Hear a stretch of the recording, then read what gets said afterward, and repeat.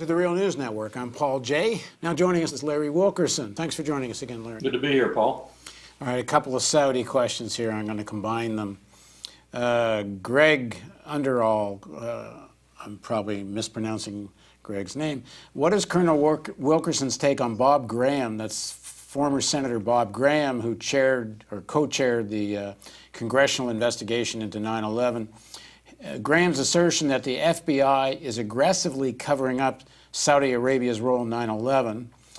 And then Christopher Thomas Collier on Facebook says or asks, you've said previously that Saudi Arabia may not last more than a few decades. Do you think Prince Mohammed bin Salman's recent actions will accelerate that? Start with the 9/11 and then we can get to the future of the Saudis.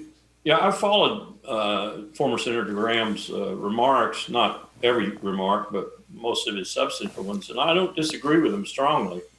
I think that there was some cover-up. I think the 9/11 Commission itself did some cover-up. My God, I had to write Powell's testimony and had to work with Condi Rice's writer, too, to get her testimony together.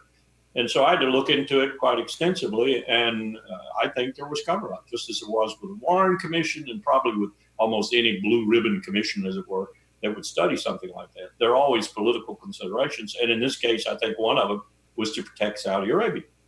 The thing I can't figure out from the intelligence, not definitively anyway, is whether there were major figures in the Saudi government who on a consistent basis not only supported al-Qaeda and Osama bin Laden, but were cheering him on a consistent, extended, sustained basis with money and even support in other ways, like intelligence and so forth.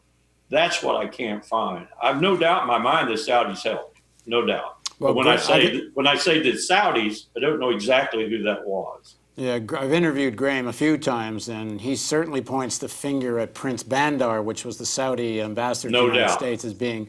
And it's interesting. I think most people who know the situation think that Bandar orchestrated the Saudi role in that really starts the Syrian civil war, and it's Bandar that's funneling all the money to the extreme Islamic groups, pro-Saudi manipulated groups in Syria. Bandar is the orchestrator of that as well. Graham certainly thinks that Bandar doesn't do 9/11 or various things without the king. I mean, he says it's the king. Bandar can't be freelancing.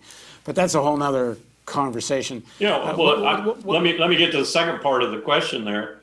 I think Mohammed bin Salman, if he has a positive aspect to what he's doing, not only the economic, the public offering of Aramco and the other details of that futuristic look at Saudi Arabia and what they need to do to meet that future, those are positive, I think. Women driving and so forth, liberalization in general, all positive. But when you look at the war in Yemen, you look at what they did with Prime Minister Hariri in Lebanon, whisking him away from Beirut. You look at what they might be going to do with Iran. You look at what they've done in Syria. And I think you're right about Bandar managing that operation for Saudi Arabia and Syria. Then you have to say, wow, I don't know whether MBS is good for Saudi Arabia or not. In the long run, he might be the disruptive thing that brings the kingdom down.